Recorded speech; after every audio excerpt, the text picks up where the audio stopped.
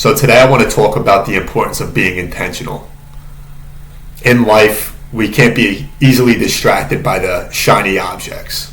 And in the Bible it says in Romans chapter 12 verse 2, do not conform any longer to the patterns of this world, but be transformed by the renewing of your mind. And the patterns of this world are those shiny objects. So as Christians trying to follow what it says in the Bible, we have certain values and morals that our actions need to align with. The same thing goes for our goals and basically all the areas of our lives. We need to be intentional about all of the things that we're doing, because if not, we'll be pretty easily swayed because our flesh desires what that temptation is, aka those shiny objects in life. And so I'm starting to reevaluate my year, what I've done so far, and I'm pretty happy with where I'm at, but I've obviously slacked in a number of ways, which is basically just a constant reminder that we're always going to fall short in life.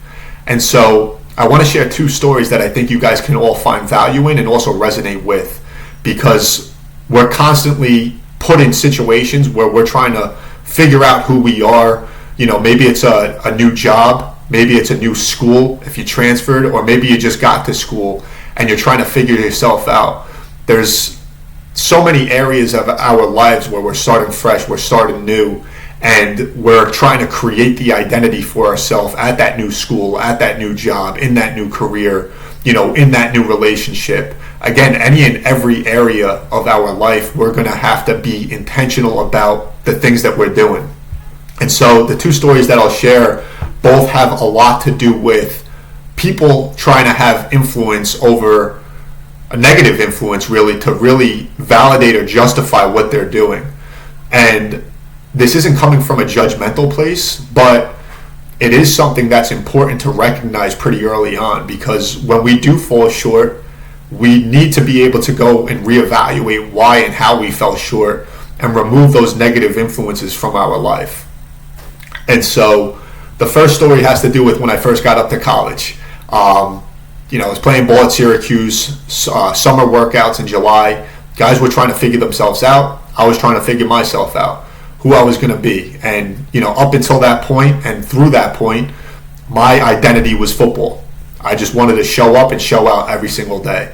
So, when guys started going out, talking about X, Y, or Z, it's those shiny objects. It all sounds good. It sounds nice. And a lot of times, too, these guys were so talented, they would be able to stay out all night and, do all these things and then show up the next morning and kill it at workouts.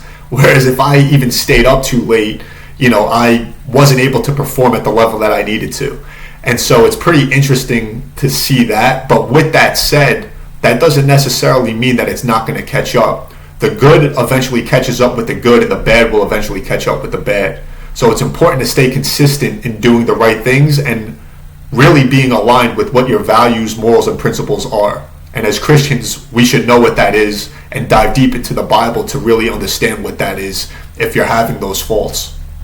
And so the point of the message is that the guys that were out partying, just like in life and business, it really kind of takes me to my next story about when I first graduated. I was going to these networking events, trying to meet people, trying to get a job, 21, 22 years old, and I never walked around with a drink in my hand. There was always a water. And people would always ask if I had a past, if I couldn't control my alcohol, if I was in AA. They wanted to get some background. They thought that, what I was doing, I guess, was unique because not that many people were walking around without a drink. And it relates exactly to what it says in the Bible. People are going to try and influence you or negatively, distract you really from doing the right thing, what your values, what your principles, and what your morals are. And for me, not to say that I'll never have a drink. I rarely have a drink, but I'll never have a drink in a work environment. I always like to have control over, my mental. I don't want anything tampered with, and I want to be able to have conversations. I want to be able to have an understanding, and I want to be able to take things away. Whereas I feel like if, you start having a drink, then maybe you push it to the second, third, fourth, fifth. It's always easy to justify the next thing after you do one thing that you shouldn't be doing. And that's not to say that no one should have a drink at any of these events. That's just what works for me, and that's what I feel like my edge is. But the bottom line of this message And the message that I'm trying to say really and get across is that people in life are oftentimes going to try and have that influence over you when you have those, when your actions are aligned with what your vision is. So it can be friends, it can be family, it can be colleagues, it can be whoever, right?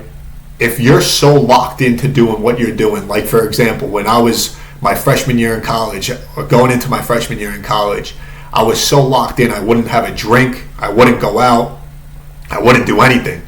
And people that were out drinking and doing these things would always say, why don't you just have a drink? Why don't you just take it easy? The same thing in life now, after sports, after school. People will tell me, and people will always say or try and justify what they're doing to try and validate what they're doing.